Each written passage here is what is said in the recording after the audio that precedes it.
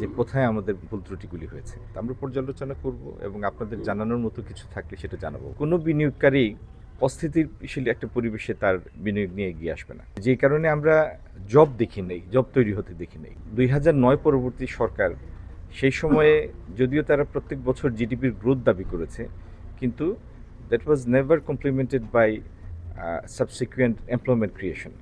তো যেই কারণে আমরা জব দেখি নেই, জব তৈরি হতে দেখি নেই। এবং এই যে একটা পুঞ্জীভূত বেকারত্ব, ছায়া বেকারত্ব, এটা তো ছিলই।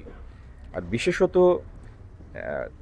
আমাদের অন্তর্বর্তীকালীন সরকারের যে ১.৫ বছরই তো ছিল, তাই না? ১.৫ বছর, আর তার আগের আরও ২ বছর, এই প্রায় ৩ বছর সময় ছিল পুরোপুরি একটা স্ট্যাগনেন্ট পিরিয়ড, স্থবিরতা ছিল ইনভেস্টমেন্টের জন্য।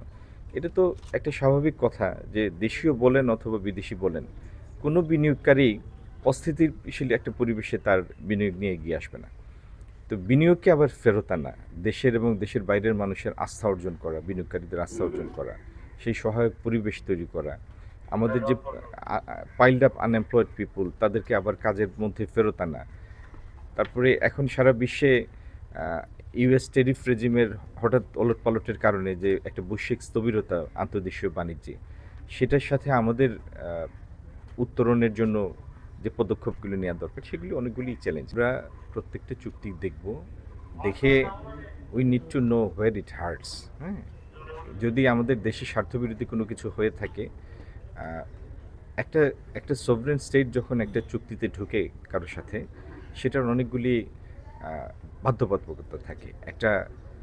একটা তো গ্লোবাল অর্ডার আছে, কিন্তু তারপরেও আমাদের দেশের মানুষের, আমাদেরও জানা উচিত যে কোথায় আমাদের ভুল ত্রুটিগুলি হয়েছে। তা আমরা পর্যালোচনা করব এবং আপনাদের জানানোর মতো কিছু থাকলে সেটা জানাবো।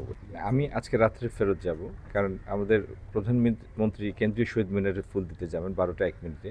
সেখানে আমাদের উপস্থিতিটা বাধ্যতামূলক, সেজন্য আপনারা সিলেটে দেখেন না। প্রচারণার সময় এবং আমাদের ম্যানিফেস্টোতে সিলেটের জীবনমান উন্নয়নের জন্য যে কতগুলি পরিকল্পনা আমার আছে, ইনশাল্লাহ তার প্রত্যেকটা আমরা বাস্তবায়ন করব এবং এই বাস্তবায়ন প্রক্রিয়াতে আপনাদের সক্রিয় সহযোগিতা চাই।